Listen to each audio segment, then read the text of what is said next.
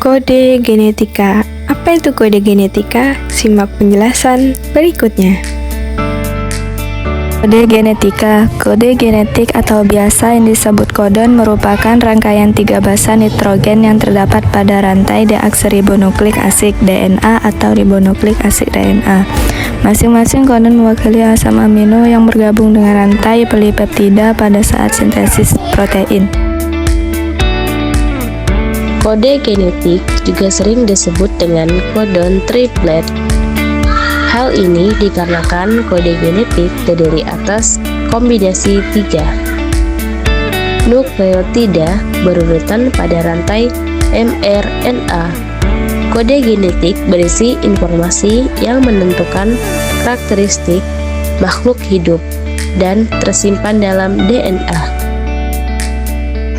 Dilansir dari Ensiklopedia Britannica, kode genetik adalah kode yang berisi urutan nukleotida atau basa nitrogen yang membentuk suatu protein. Ada 4 basa nitrogen yang membentuk RNA, yaitu adenin atau A, guanin atau G, sitosin atau S, dan urasil atau U, yang dapat kita lihat pada tabel di samping.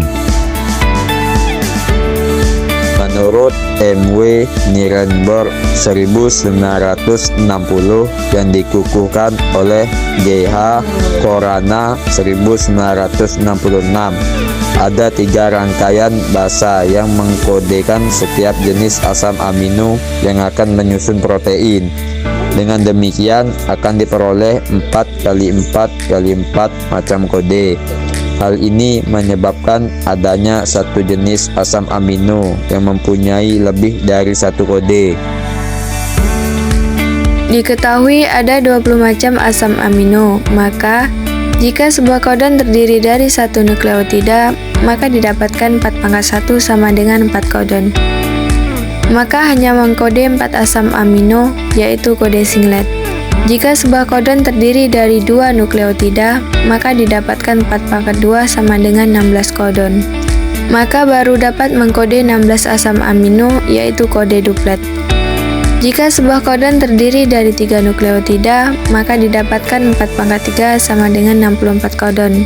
Artinya, ada beberapa macam asam amino yang dikode oleh beberapa kodon, yaitu kode triplet. Kode genetik inilah yang digunakan sampai saat ini. Dari 64 macam kodon, terdapat satu kodon awal atau kodon start yang memulai terjadinya sintesis protein, yaitu AUG.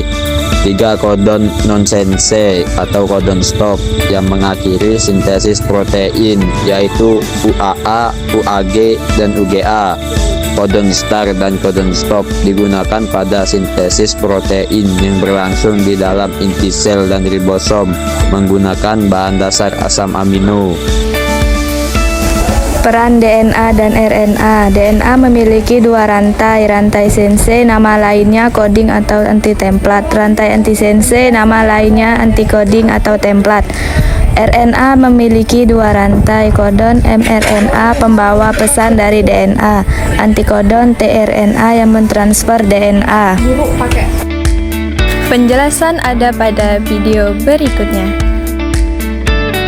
1. Rantai DNA, sense dan antisense. Sense DNA 5. Ketiga adalah untaian DNA yang memiliki urutan basa yang akan menjadi cetak biru mRNA. Meskipun tidak ditranskripsi, urutannya mirip dengan mRNA, hanya T di DNA diganti U di mRNA. Antisense DNA 3 ke 5 adalah untaian DNA yang berfungsi sebagai cetakan template untuk membentuk mRNA melalui proses transkripsi. Untaian ini akan menjadi template untuk menghasilkan mRNA yang komplementer. 2.